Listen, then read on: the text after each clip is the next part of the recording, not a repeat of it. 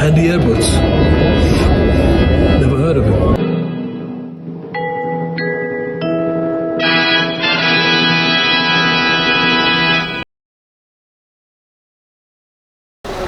Hello and welcome to this video. I am outside, as you can see, a record shop, Mr. T's Records. It's in my hometown.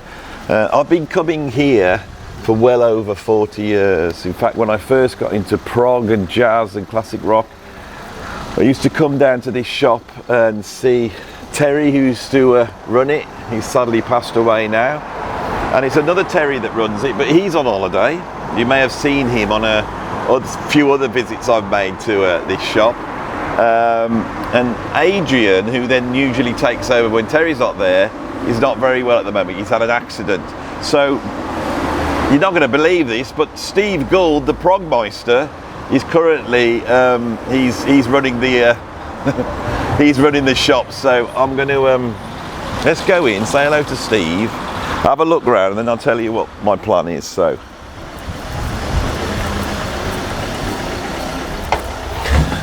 here we are in the shop. We'll have a look. We'll have a look round in a minute, but you can see me. Mr. Steve Gould's here. Hello, standing in for Terry, who's currently in Hong Kong.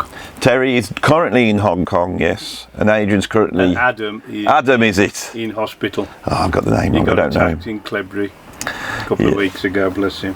So what we're going to do is let's have a look around the shop. And my plan today is I'm going to pick the my 10 favourite albums out of this shop.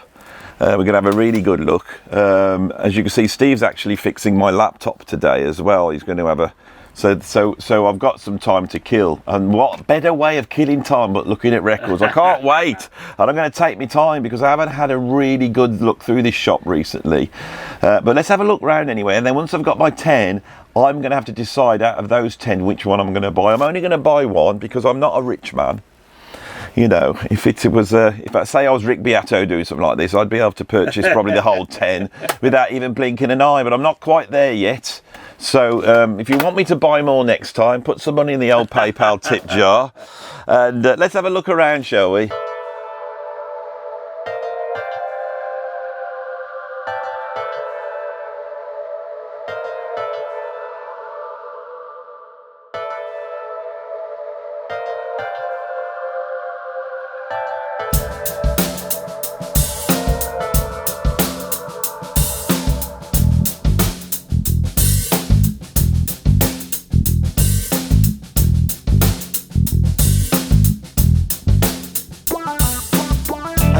I said you got the tempo. I said you feel it when you got the tempo.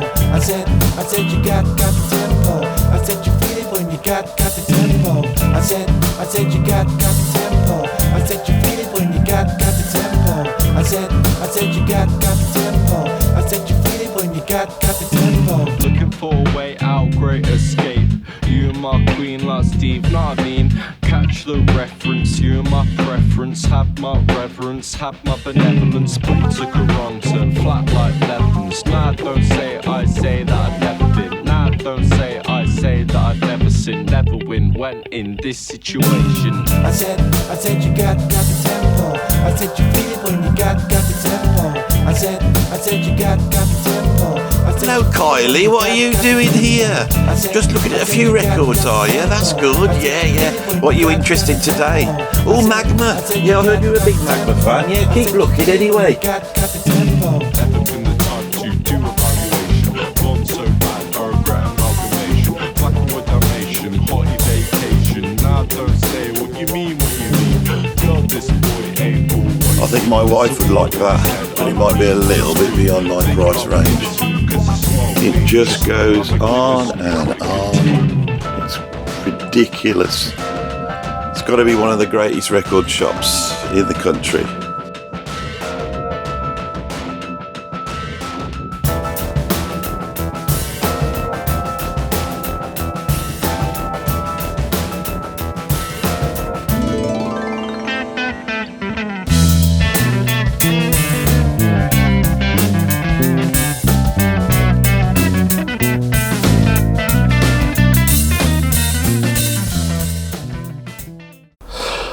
I am not going to film myself rifling through the whole shop, which I plan to do, but I must show you the jazz section here, which of course has become my first and usually only port of call when visiting this shop, and it is chock full of incredible stuff. We got and here, just looking straight away into this section here, we've got a Gary Burton section. Here we've got the Gary Burton Hank Garland album. Now I managed to pick this up, if you remember, for about £2 at one of the record fairs. Steve was there, and it had a different cover to this. This is the CBS cover here, and oh, beautiful. And this is reasonably priced at £15. So, but there's this jazz section has got some incredible stuff in it. Brand X, Sidney Bechet. There's a whole bunch of incredible stuff. I mean, Carla Bley, Essential, or is it Essential? I don't know. Interesting. It's got Hiram Bullock on guitar. I wonder how fusiony this is, this one. But I'm going to start having a look through, and we're going to pull out 10. So you know, let's see what we. Well, I've had a good look, and I have to be honest, it's absolutely overwhelming. But to really do this shop justice, it requires a number of trips, because there's so many nooks and crannies, there's so many extra boxes, and just when you think you've got to the back end of something, you realise there's another room or another box lurking somewhere. But I have got 10 here for my consideration, and I'm going to go through them with you. Now, obviously, there's no Wikipedia here, and I haven't done any research, so everything I'm telling you will be either on the album itself or out of my head, and I'll try and explain the reason why I've picked this and considered it for a purchase. Now, in a lot of cases, there's incredible albums in here, but I already own them. And they are very well priced as well, because I know the going price for those albums. There's also certain albums that I used to own, I no longer own, and I want to get a copy again on vinyl. That's influenced some of these here. On the whole, it's classic albums I'm looking for, which I don't own. Especially albums that I've come to via the YouTube and come to the conclusion that these are really essential albums. And I've got a couple here. But the first one I've pulled out is of interest because it features Martin Speake, who has been a guest on my channel many a time. So this is Itchy Fingers. The album is Quark. This came out in the 1987, so we're talking nearly 40 years ago now, and it was on Virgin Records. This was when jazz really was ruling the airwaves here in the United Kingdom, with Courtney Pine, the Loose Tubes, Andy Shepherd, and Itchy Fingers. And what this was a saxophone quartet. You could see this on the back, and the players in question were, if I can find it, let's see if it's got something actually inside. Let's see what we've got inside. But you see, this album, no, we haven't got any credits inside. It's quite hard to see looking at it, who's doing what. But Itchy Fingers went round playing music that was written for 4 saxophones, very intricate, very complex, a Zappa level of complexity, virtuoso saxophone playing. But this album, I think, because it was major label, they brought in a star-studded cast. So McCoy Tyner's on here, as is do you remember Stanley Unwin, British People, the bloke who had his own language? He's on here as well. Mike Moore on sax, John Graham on soprano sax, Mike Speake alto sax, Howard Turner baritone sax and bass clarinet. And then we got Richard Cottle on keyboards, Lawrence Cottle on bass, Jeremy Stacey drums. You know, so not as overwrought with guests as I thought, but some heavy hitters. But I think maybe for their first album they should have gone with just the saxophone quartet. But that's why I never got it at the time. It was something, I think I had some of it on tape or off the radio. I remember having a copy of this, but I never owned one anyway. So that is one that's up for consideration. Right, the next one, number 2, is this. Chick Corea, Beneath the Mask. Now this one here, right, this is interesting. So I'm looking at the background and straight away I see a track called The Little Things That Count, and it's dedicated to Spike Milligan, which I am surprised I didn't know that. This is a great Chick Corea album. Funky, accessible, and it's one I don't own. Now I'm holding it in my hand, it's pretty obvious that I wouldn't be getting this one, I think. These are a mixed bag, aren't they? The Chick Corea electric albums for me, electric band albums for me, it's the first albums of the classic, and then we have really interesting individual tracks. I think what I would love to have is a vinyl copy of all the heavy stuff, of which there is some on here. This one I pulled out, I remember I pulled it out now, because this one's up for 100 quid. And I can't work out why. I would not have thought that this was that wanted. Who knows? It does feature some of the heaviest electric band playing on there. Now, I do not own a copy on vinyl of this. Where Have I Known You Before? Now, some of you have followed me visiting various record fairs. I relayed the fact that I'd gone up to a record fair, can't remember, I think it was up in Wolverhampton at KK Steel Mill. This guy had a copy of this, right? He hadn't got a price on it. It was nowhere near as well good condition as this, and he wanted £45 for it. He just looked it up and went, well, it's up for 50, I'll give you 45. Here, much better condition, we've got it up for 10 quid. Now, the reason I want this is because I have a suspicion that the CD copy I've got, the CD transfer that was done in the 1980s, is not a great transfer at all. Now, Return to Forever, when they were signed to Polydor, I think the production let them down, and I'm hoping a reasonable, copy on vinyl will show up the mix a little bit better. Now, I don't know if there's a contemporary mix of this, which is better, I'm not too sure, but that is why I've been looking for this on vinyl, and I think the fact that it's usually quite expensive, it's not just me that's come to the conclusion that the CD version is not that great. So that is a definite up for consideration, because it really is a classic album, and it could well be, once you take away the production sound and Aldi Meola's horrible guitar sound, which I feel confident to call horrible because I asked him in the interview whether he thought it was horrible, and he seemed to think it was horrible too, So the playing on it's incredible. The compositions, it's Return to Forever at the absolute hottest, fieriest peak. Just let down. Now, people go on about Tony Williams' Lifetime Emergency, blah, blah, blah. For me, this is the same kind of thing, and no one seems to notice this but me. A proper mix of this, and perhaps we may have one of the classic jazz rock albums from 1973-74, which is the peak of jazz rock, and it would bring out some of the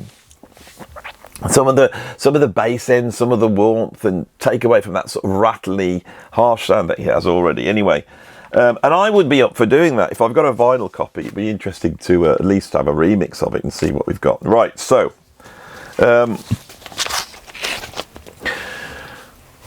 various videos on my channel, I've made the point that the most influential band of all time is not the Beatles, it's Kraftwerk. And once I had the realisation of this, I then went through all the Kraftwerk albums, and they're incredible and they're groundbreaking, and perhaps Autobahn is more groundbreaking, but this one for me is just so beautiful, right, in every respect. This is one of the greatest albums ever made as far as I'm concerned. The artwork is wonderful. Look at that. It's got a sort of 1950s, we can build a positive world aspect to it. And the irony with Kraftwerk is so subtle. Is it there, or is it just us seeing it? Same with the photo on the back, and you can see that's been touched up. This has been touched up in a way that just makes it slightly otherworldly. Of course, as an album, it's absolutely incredible. Europe Endless, incredible. The Hall of Mirrors, Showroom Dummies, Trans-Europe Express, Metal on Metal, Franz Schubert, Endless, Endless. This is one of the greatest albums ever made. Why haven't I not got a copy? Everyone should have a copy of this, shouldn't they? Now, this is up for 24 quid. Seems quite reasonable. Right. Now, this one here I've got is an Aldo Meola album. Now, you know I love Aldo Meola, right? You know how much I love Aldo Meola. Aldo Meola, for me, as I've got older, has got the jazz, the fusion, the Latin American, and the prog, and all my favourite players, and Jan Hammer, right? So these albums that start with Land of the Midnight Sun and run through to probably the live album, what was the live album? Tour de Force Live. Those are exceptional jazz rock albums, and for the second half of the 70s, exemplar. They are sublime. I've had them all since I was a kid, except for this one. Now, I never bought this one because of the cover. Never liked the look of that cover, Aldi. Now, the thing is, all Aldi's covers at this time are a little bit dodgy. I've said this before, but this one, I don't know, just looks like a bad tattoo, doesn't it?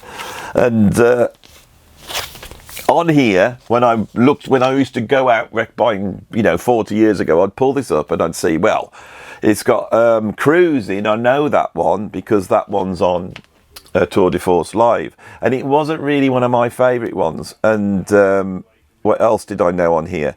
I knew Electric Rendezvous on here again. I wasn't too sure of that. And then there was a track called Passion, Grace and Fire, which of course they do an acoustic version of on the album Passion, Grace and Fire, the guitar trio album. So I was like, I don't know. Now, what an idiot, because look at the lineup. Jan Hammer, Steve Gadd, Anthony Jackson, Mingo Lewis, Philip Size, Paco de Lucia. That's like the best lineup in the world.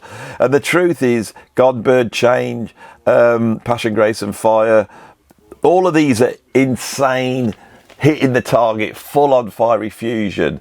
I think the fact that Aldo Meola sold nearly 2 million copies of Elegant Gypsy allowed him to extend his take on jazz rock fusion right into the 1980s. But and I've just put this on in the shop. I thought, oh God, I need a copy of this, and I just put it on, and it's just ridiculous. And the production's absolutely beautiful. It's crystal clear. Right, everyone knows I'm a huge Gong fan. And when we're talking of Gong, although there's a lot of albums there, if we're really talking of peak Gong, not peak Tong, peak Gong, we are really talking Camembert Electric, perhaps, then the Teapot Trilogy, those three. Gong Es Mort, the live album, I suppose. There's another live album you could get from around that time. And then possibly Shamal, but they're moving towards jazz fusion. That's it. We're really talking about the trilogy. Now, I feel that although David Allen was the driving force, it was really Steve Hillage, and when he joined the band, that we really get that classic Gong sound, which is really only on 2 albums. I know he's on the first of the Flying Teapot Trilogy, but he doesn't really feature. His solo albums, of course, are very gongy, but he moves away from that sound, and by the time we get to L, it's like the Gong sound, but different. But this one, Fish Rising, is almost like an honorary Gong album, and I don't own a copy of this, and I don't understand why I haven't got it, because I absolutely love this album. I know it inside out, I know it really well, but I've never managed to quite get a copy of this masterpiece. Now, all of you who know your stuff will know that Steve Hillage was originally in a band called Khan, and that first Khan album is very Gong-like. It's like the piece of the jigsaw puzzle. He left Khan to join Gong, and the second Khan album that they were writing actually became this. Now, that lineup on here is, if we can find it, we've got they've all got funny there. We've got it says Steve Hillfish on Git Fish and Fishy Hymns. Pierre Moulin on drums, Dave Stewart on organs, Mike Howlett on bass. We've got Lindsay Cooper on bassoon, someone called Moonwig on synthesizer. We've got Bloom Dido, the Bagras, which is Didier Mahon on saxophone, and then Babyloni Yoni on fishtails, fish scales, and fish bells. This is a gong. It's a Khan album performed by Gong. The only person that's really missing from this is David Allen. He gets a thank you on here. I'm just wondering whether he did anything else. But side 2, Out Glid Evolution, the Salmon song followed by After Glid. This is just, it might be, this is the one I've got to get. How much is it? 10 quid. I might have to get this one, you know. Oh, this is so hard. I no longer own a copy of Captain Beefheart's Trap Mass Replica. You know, I tried my best with it, and I do like it, and I can sit on and listen to it because I'm a huge Beefheart fan. Since I have done more research into Captain Beefheart, who was an absolute genius, and my thesis on Beefheart is that the fact that Trap Rap Mass Replica gets put out as his great masterpiece, and it's just not. And part of the reason is, I think, of Zappa's production and Zappa's want to portray the sort of freakiness of Beefheart rather than committing to it fully.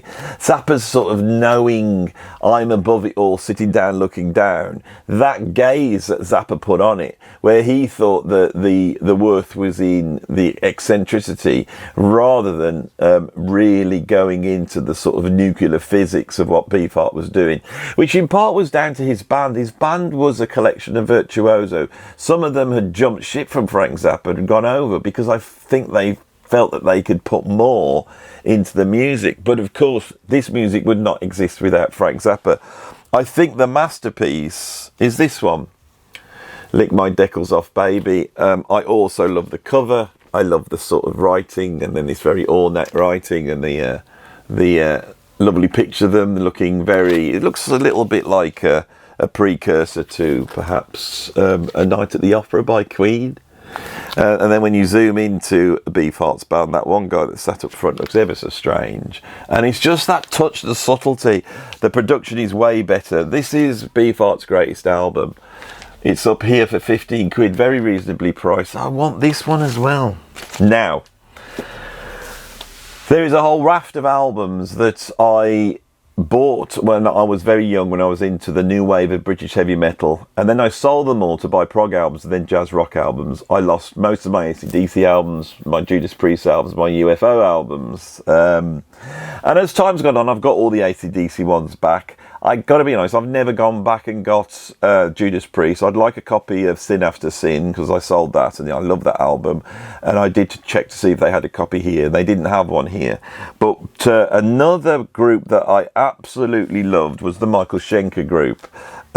He was at a peak, and I think he was at an even greater peak once he jumped ship from UFO after the live album Strangers in the Night. Now, there's 2 albums. There is the first one, which is this, called Michael Schenker Group, and then there's another album that came out after it, and I had that one over, and it's here, and it's a black and white album. In fact, let's just go run and let's just run and get this album. Here we go. Where are we? Michael Schenker Group. He's got quite a few copies of this, but it's this one here. I can't actually remember the name of it. This one, I want this one even more. Now, this is not as good an album as this one. This has got Armed and Ready on it. You know, Cry of the Nations, Victim of Illusion. This is the album. This one, however, I was a huge Cozy Powell fan, and for the drumming, I just loved his drumming on here. Now, I know he wasn't happy with it, and there was production problems with the drumming on this. And I'm trying to see what this one's called. I'm pretty sure this one's just called Michael Schenker Group too. So this is called Michael Schenker Group. Are they both called Michael Schenker Group? This is the one I want because it's got nostalgia. This is the one I know is the better one. Let's just see who the lineup is on this one, because I can't remember who's on drums on this one. I'm pretty sure Cozy Pal had come in as it was a later edition. We're having a look right. Oh my God, it's Simon Phillips on here. Great drummer. See, I didn't get Simon Phillips back in the old days. God, the amount of stuff Simon Phillips is on. Can't think of a drummer that has played on so many classic jazz albums, so many classic prog albums, so many soundtracks, jingles, so many pop albums. I mean, the guy, you know, and then he sort of defined heavy metal on a number of albums, of course, Sin After Sin. So that's, now I know Simon's on there. I want to go back to check that out. Anyway, that's definitely, God, I don't know which one I'm going to choose. Right, so.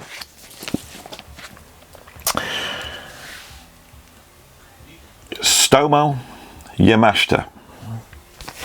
Made a series of albums called Go and then Go 2 and Go Live.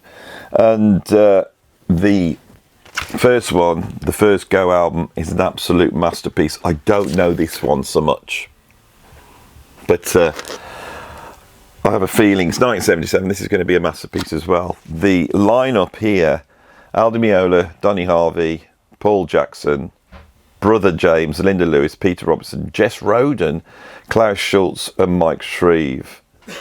So that is bonkers. What an incredible, these are incredible albums. Now the first Go album featured Stevie Winwood on vocals, and that's an interesting person to throw into a mix of an album which is sort of prog jazz rock.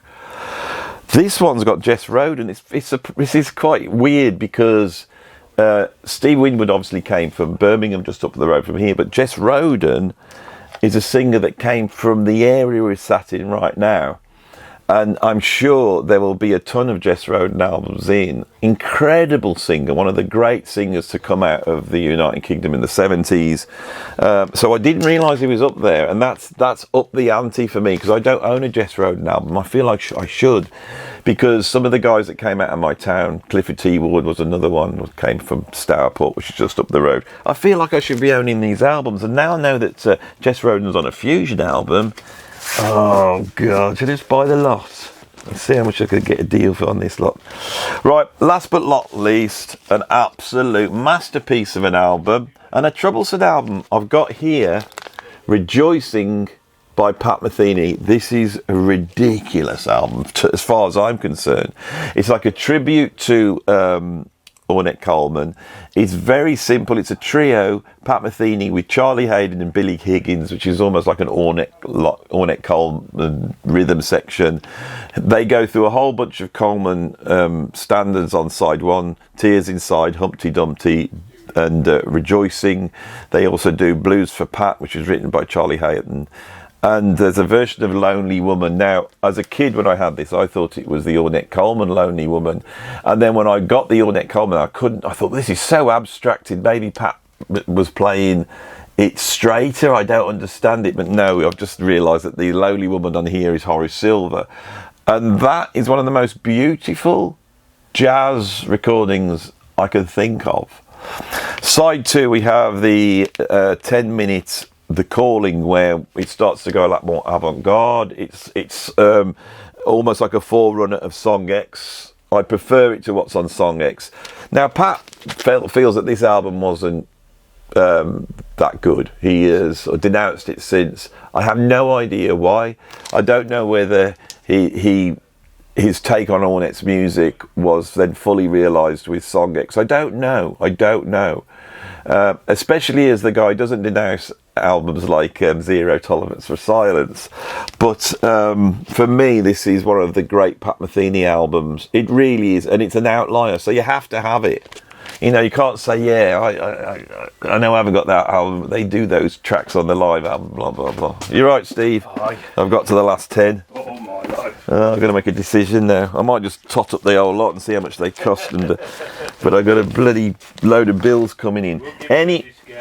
Anyway, he said I could get a discount, you know, and I should, because this shop, Mr. T's, is going to be getting a whole, you know, Preferential treatment. you're going to be getting, this is like a great big advert, this is for Mr. T's, and I tell you, this is an incredible record shop. So if you live in the United Kingdom, even if it's a 2-hour drive, it's worth coming over to Kidderminster, the home of Clifford T. Ward, the home of Jess Roden, the home of Andy Edwards, and coming in and visiting this excellent shop. And in fact, if a number of you could get together, we could have a meetup of record buying Andy Edwards fans here at Mr. T's. You'd imagine all of that. Oh, I love anything that revolves around me, I do. Anyway, I think I've done my bit now. I'm going to go home, and but I've got to decide which one I'm going to buy, haven't I? That's the whole point of the video. Oh my God, I was trying to side sweep it. If I was going to just buy one of these, which one would it be? I really want them all.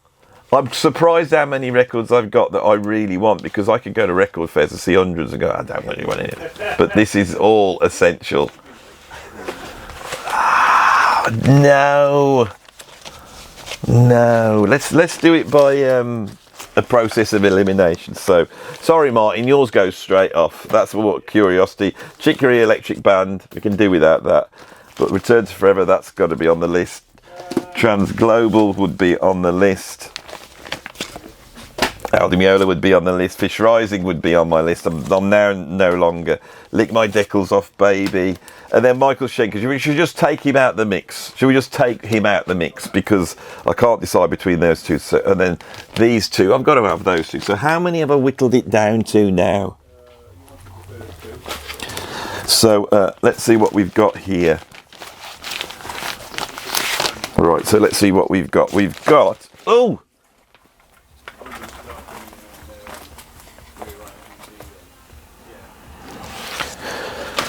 Right, so I'm going to tot up what we've got here.